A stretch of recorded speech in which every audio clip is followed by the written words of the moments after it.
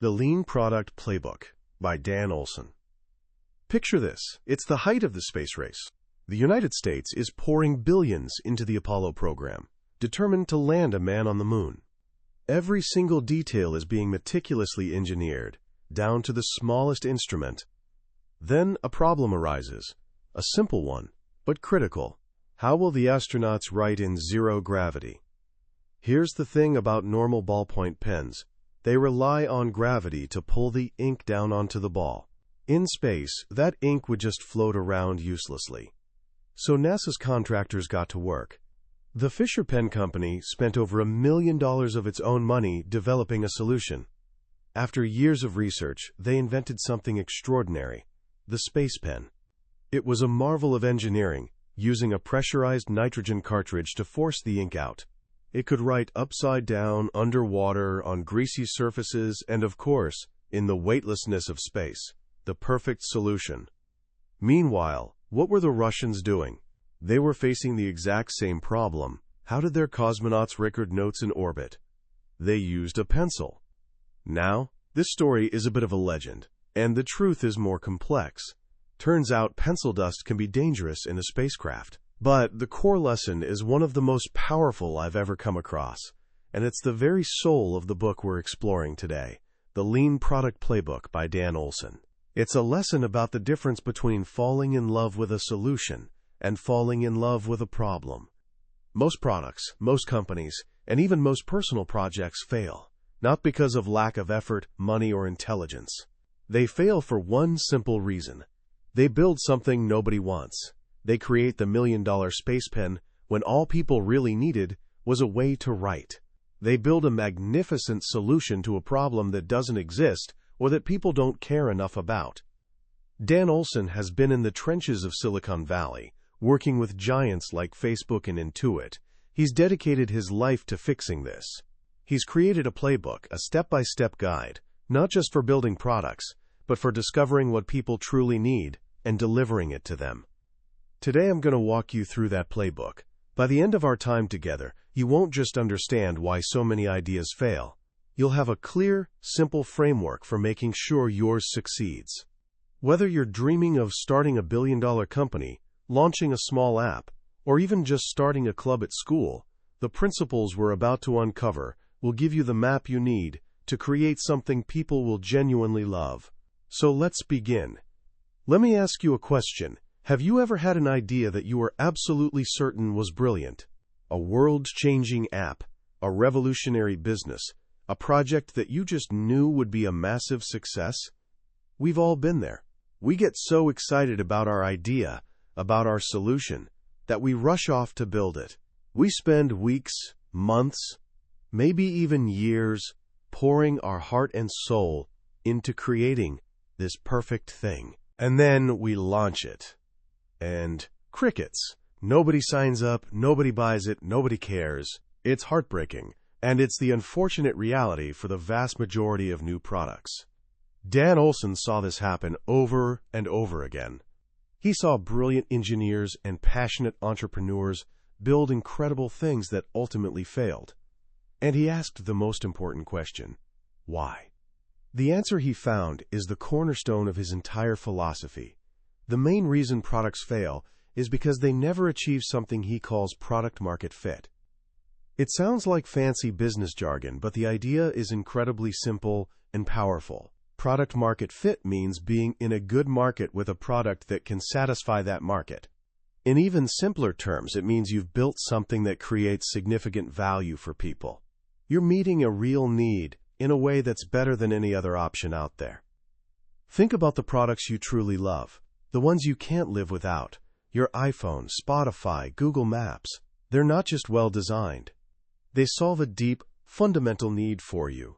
That's product-market fit. It's the holy grail. When you have it, you can feel it.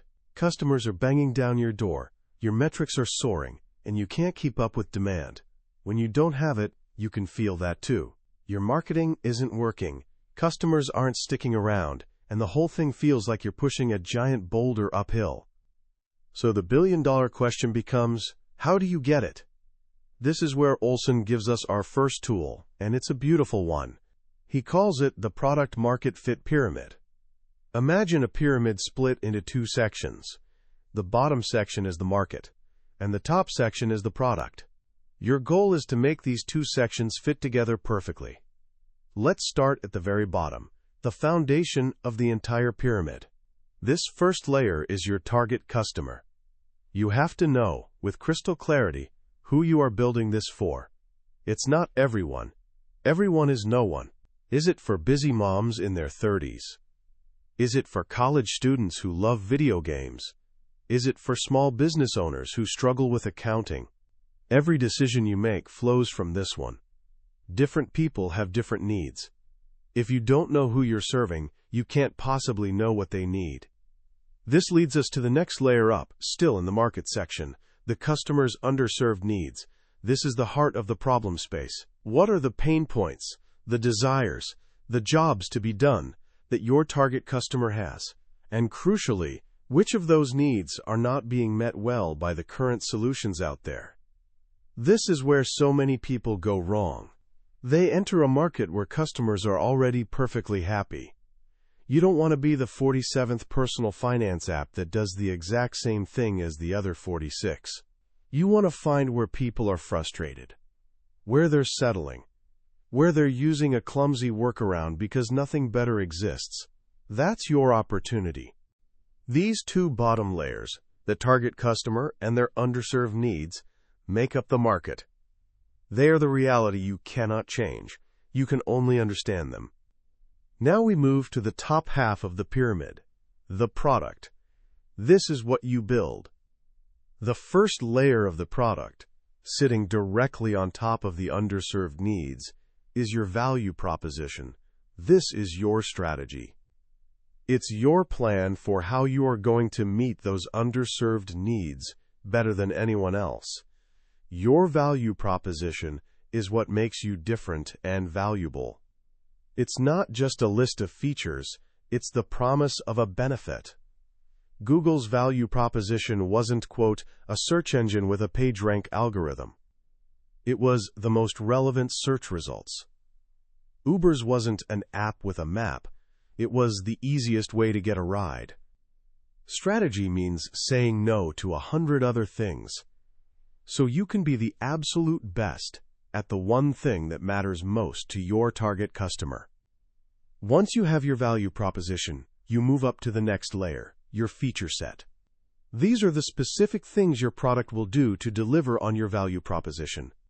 If your value proposition is to be the easiest way to share photos, your features might include one-click sharing to Instagram, automatic photo enhancement, and a simple gallery view. This is where you translate your what, the benefit, into the how, the functionality. And finally, at the very peak of the pyramid, is the user experience. This is the part everyone sees and interacts with. It's how your product looks and feels. It's the layout, the colors, the buttons. You could have the perfect value proposition and the perfect feature set, but if your app is ugly, confusing, and hard to use, you will fail. A great user experience brings the functionality to life and makes realizing the benefits feel effortless and even delightful. So there it is. The 5 layers: target customer, underserved needs, value proposition, feature set, and user experience. Product market fit is the connection between the bottom 2 layers, the market, and the top 3 layers, the product. It's how well your product satisfies the market. Now, just having a map is great, but you also need a process for following it, a way to climb the pyramid from the bottom up. And that's exactly what Olsen gives us next. He calls it the Lean Product Process, and it's a simple 6-step loop that will guide you from a vague idea to a product people love. The word lean here is important. It doesn't just mean cheap. It means minimizing waste. And the biggest form of waste in building anything is building something nobody wants. This process is designed to help you learn as quickly as possible with the least amount of effort, whether you're on the right track. Let's walk through the 6 steps. Step 1. Determine your target customer. This is the foundation. You start here. Instead of just having a vague idea like busy moms, Olsen encourages us to create something called a persona, A persona is a fictional character that represents your ideal customer. You give them a name, a photo, a job, goals, and frustrations. For example, if you were creating a health app for parents, you might create a persona named Lisa Bennett. Lisa is 32, a married elementary school teacher with 2 young children. Her photo shows her smiling, holding a coffee mug, looking friendly but a bit rushed. A quote under her picture says, "My children's health is my top priority, but raising 2 kids is a full-time job, so I need an easy way to stay on top of their prescriptions and medical appointments." Suddenly, you're not designing for a generic user, you're designing for Lisa. When you're debating a feature, you can ask, would this actually help Lisa? Or would it just add more clutter to her already busy life? A persona makes the customer real and keeps the entire team focused on solving a real person's problems. You don't just invent these personas out of thin air, you create them based on research. You go out and talk to real people who you think are your target customers. You ask them about their lives, their goals, and their struggles. These are called customer discovery interviews. The goal isn't to sell them on your idea. The goal is to listen and learn. Step 2. Identify underserved customer needs. Now that you have your persona Lisa, you need to dig deep into her needs. This is where you have to be a detective. People are often not very good at articulating their needs directly. Remember the famous quote attributed to Henry Ford? "If I had asked people what they wanted, they would have said faster horses." Customers talk in terms of solutions they already know. Your job is to listen to their frustrations and dig deeper to find the underlying problem. Olsen gives us a fantastic framework for this called the importance versus satisfaction framework. Imagine a simple chart. On the vertical axis, you have how important a need is to the customer, from low to high. On the horizontal axis, you have how satisfied they are with the current solutions, from low to high. This creates 4 quadrants. Low importance, low satisfaction, nobody cares, and the current solutions are bad. Don't waste your time here. Low importance, high satisfaction, nobody cares, but the current solutions are great. Definitely don't go here. High importance, high satisfaction, people care a lot, and the existing products are doing a great job. This is a tough, competitive market to enter unless you have a truly disruptive innovation. Think of trying to compete with Microsoft Excel. High importance, low satisfaction. This is the jackpot. This is the sweet spot. People care deeply about this need, but they are frustrated and unhappy with all the current options. This is where true opportunity lies. Think about taxis before Uber. Getting a ride was a very important need, but the experience was often terrible. You didn't know when the car would show up, the drivers could be rude, and paying was a hassle.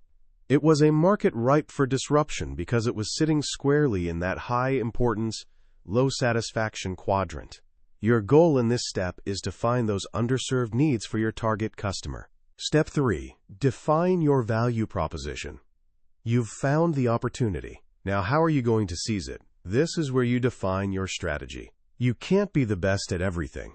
You have to choose your battlefield. Olsen introduces us to a powerful tool for this called the Kano model. The Kano model categorizes customer needs into 3 types. First, there are must-haves. These are the basic expectations. If you're building a car, it has to have wheels and brakes. You don't get extra points for including them, but you are instantly disqualified if you don't. They are the table stakes. Second, there are performance benefits. For these, more is better. Things like gas mileage, horsepower, or in a software context, speed and storage capacity. This is where most competition happens. One company claims their car gets 30 miles per gallon, another claims 35. Third, and most exciting, are the delighters. These are the unexpected, innovative features that surprise and delight customers. They weren't expecting them, so they aren't disappointed if they're absent. But when they discover them, they are thrilled. Think of the first time you used Google Instant, where search results appeared as you typed. It was magical. It was a delighter. Your value proposition is your unique combination of these 3. you have to cover the must-haves. Then you choose which performance benefits you are going to compete on. Will you be the fastest, the cheapest, the most comprehensive? And finally, what unique delighters will you offer that nobody else does? A clear value proposition grid, where you map out your offerings against your competitors, forces you to be brutally honest about how you are truly different and better. Step 4. Specify your minimum viable product feature set. You now have a grand vision for your product. The temptation is to go and build all of it. But that would be a huge mistake. It would take too long, cost too much, and it's still based on hypotheses that haven't been fully tested. Instead, you want to identify the smallest possible version of your product that can deliver on your core value proposition and allow you to start learning from customers. This is the famous minimum viable product, or MVP. The key word here is viable. It's not just minimum. A skateboard is not an MVP for a car. An MVP is not just the first crappy version. Olsen shows a great diagram to explain this. Imagine building a product is like building a pyramid with 4 layers from bottom to top. Functional, reliable, usable, and delightful. The wrong way to build an MVP is to build just the functional layer for all your features. That gives you a big, clunky, unreliable product that nobody enjoys using. The right way is to build a smaller, narrower slice of the pyramid, but one that goes all the way to the top.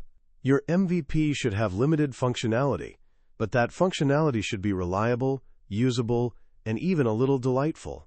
It should feel like a complete, polished experience, even if it only does 1 or 2 things. To decide what goes into your MVP, you brainstorm all the possible features that could deliver on your value proposition. Then you break those features down into smaller chunks. And here's a crucial step. You prioritize them based on return on investment. You estimate the customer value each chunk will create, and you estimate the effort it will take to build it. You're looking for the low-hanging fruit, the features that deliver high value for low effort. These become the core of your MVP candidate. Step 5. Create your MVP prototype. We're still not writing any code yet. Remember, we want to learn as fast as possible. The fastest way to test your ideas is not to build a full product, but to build a prototype. A prototype is a simulation of your product. It can be something as simple as a hand-drawn sketch on paper. It could be a digital wireframe, a simple black and white blueprint of your app's screens. Or it could be a high-fidelity, clickable mock-up that looks and feels almost exactly like the final product, but with no real code behind it. Tools like Envision, Figma, and Balsamiq make it incredibly easy to create these clickable prototypes. You can link screens together to create a happy path, the main flow you want a user to experience. This allows you to test your user experience, your information architecture, and your interaction design before a single line of code is written. It is infinitely cheaper and faster to change a design in a mock-up than it is to change a finished product. In this step, Olsen also walks us through the principles of great user experience design. He uses the analogy of a UX design iceberg. What you see on the surface, the visual design, the colors, fonts, and graphics, is just the tip of the iceberg. Beneath the surface lie the deeper, more critical layers: interaction design, how the product behaves; information architecture, how the content is organized; and the foundational conceptual design, the core metaphor of the product, like Quicken, using a checkbook. A great user experience requires excellence at all 4 layers, not just a pretty surface. Step 6. Test your MVP with customers. Now we come to the moment of truth.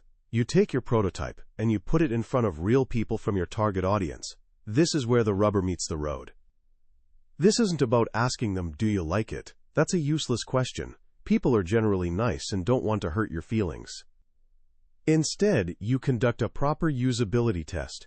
You give them a task to accomplish without telling them how to do it. For example, imagine you want to share a photo with your family. Show me how you would do that using this prototype. And then you shut up and watch. It can be a painful, humbling experience. You'll see them get stuck. You'll see them click on the wrong thing. You'll hear them say, "Wait, what does this button do?" You are not there to help them or defend your design. You are there to observe and learn. Every point of confusion, every moment of frustration is a golden nugget of feedback. It's an opportunity to make your product better. Olsen recommends testing in waves of 5 to 8 customers at a time. After each wave, you synthesize what you've learned, revise your prototype, and then test again with a new group of people. This entire 6-step process is a loop. It's the hypothesize, design, test, learn loop. You start with a hypothesis about what will create value. You design a prototype to test that hypothesis. You test it with customers. You learn from their feedback.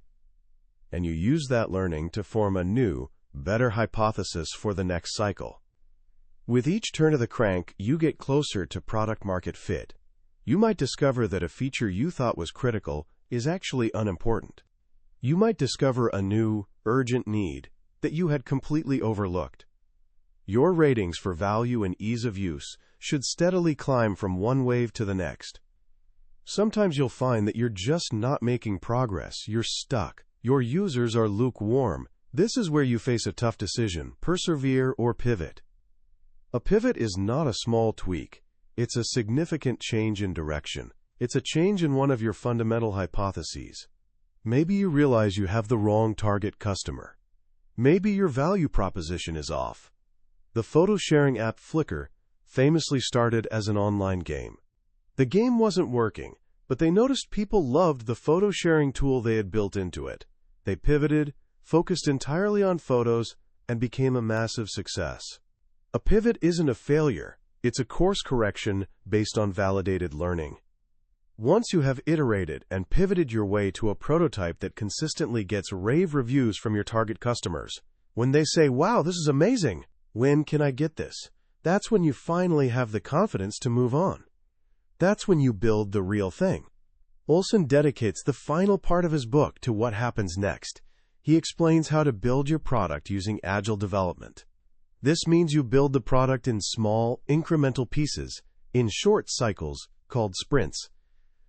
This allows you to continue learning and adapting even after you've started coding.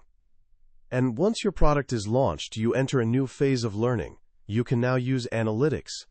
Analytics are the quantitative data, the numbers, that tell you what your users are actually doing in your product.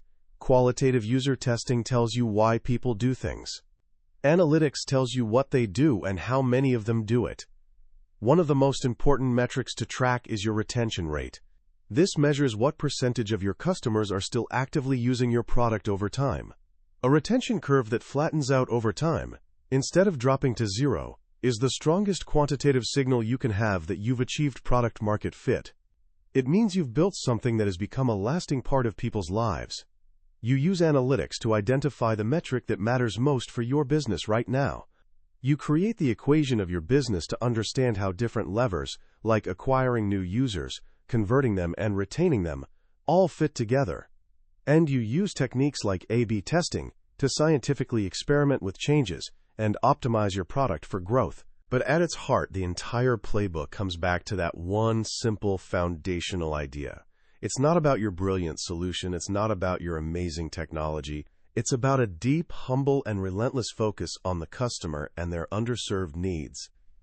It's about having the discipline to test your ideas, the humility to accept when you're wrong, and the courage to iterate your way to a product that truly matters. As we come to the end of our journey through the Lean Product Playbook, I want to take a moment to reflect on what makes this book so profoundly useful. In a world filled with abstract business theories, Dan Olsen has given us something rare, a practical, step-by-step manual for innovation. It's not just a collection of ideas. It's a recipe, and it's a recipe that works. The most powerful lesson for me is the shift in mindset it demands. It teaches us to move from being an inventor, locked away in a workshop perfecting a creation, to being a scientist out in the world running experiments. An inventor falls in love with their solution. A scientist falls in love with the pursuit of truth. The lean product process is a method for finding the truth about what customers really want. It's a process built on humility. It forces you to confront the humbling reality that your initial ideas are probably wrong. Not completely wrong, perhaps, but incomplete. It requires you to listen more than you talk, to observe more than you direct, and to value learning over being right.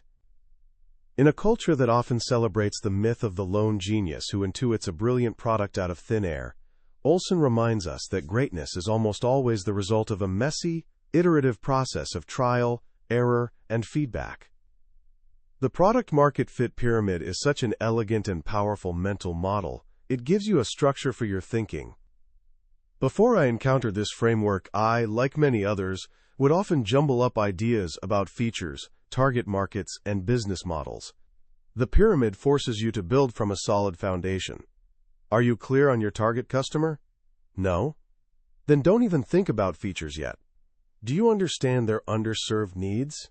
No? Then stop designing mock-ups.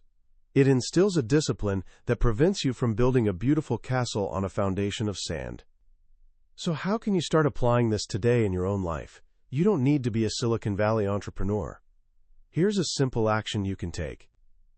The next time you have an idea for anything, a school project, a YouTube channel, a new way to organize your room, take out a single sheet of paper.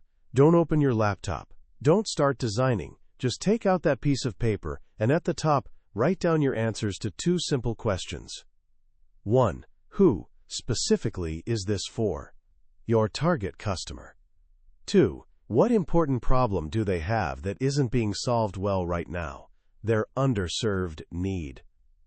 Just by forcing yourself to answer those two questions, you are already practicing the core of the lean product process.